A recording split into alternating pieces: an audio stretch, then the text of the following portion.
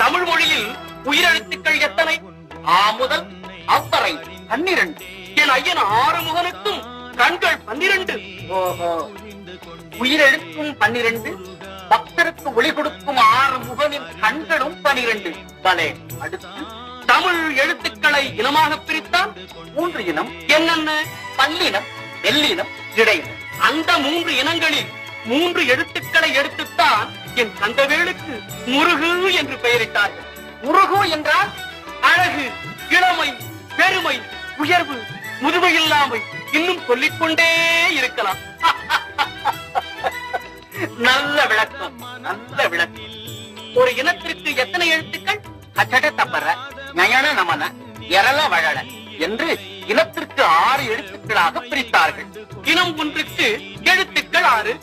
என் கந்தனுக்கும் சிரங்கள் 6. ஆஹா, இன்னும் சொல்லிக்கொண்டே